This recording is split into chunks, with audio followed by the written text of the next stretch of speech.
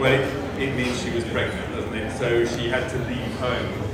And I thought David Bowie looking back from the silver screen was rather a nice little extra to the story itself.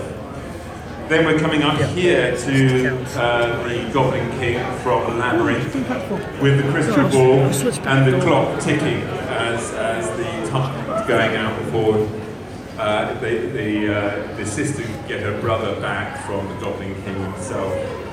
Here he is as the alien from The Man That Fell to Earth, with the branding from the film just behind him. Again, just to get as much depth into this as possible, so when you're looking at the sculpture you can't see it all in one go. Then we've got Piero harking back to poor old Major Tom, who now of course we know is a junkie, and he's floating away in space with his guitar floating away from him. And here above the apex of the design itself is the rocket from Lazarus, which was his last play that he produced before he died.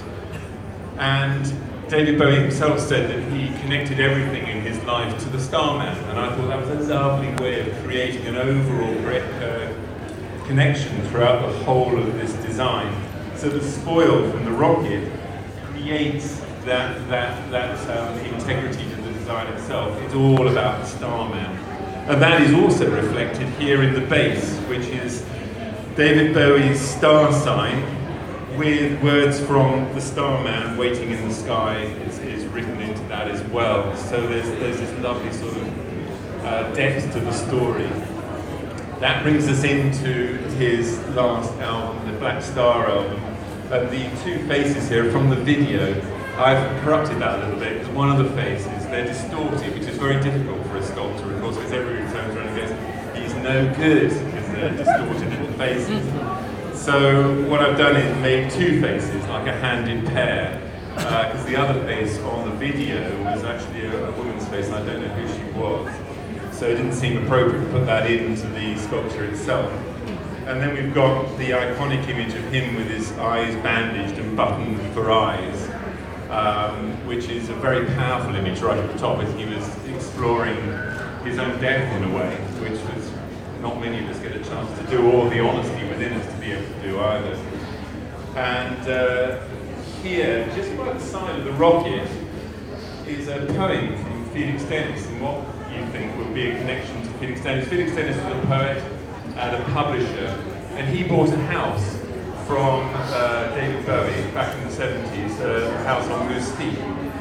And I was, Felix Dennis was my patron for nearly 15 years. So it seemed a very unusual connection, again sort of adding layers to the story that this sculpture creates.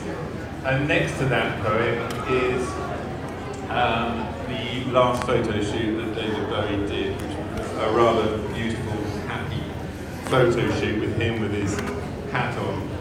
And lastly at the top is, again from another photo shoot, is David Bowie sort of saying goodbye. And I thought that was a rather lovely way to finish that bas relief on the wall.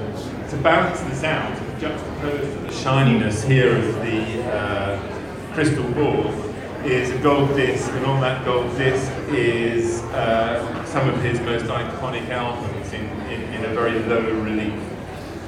So that brings me to the end of my little tour of the sculpture, and I'm hoping it sort of brings in, helps you understand quite the madness that goes on in an artist's mind. I can only say sorry for that. But it's, I really am so proud to be part of this. It feels like part of history to be talking to you now.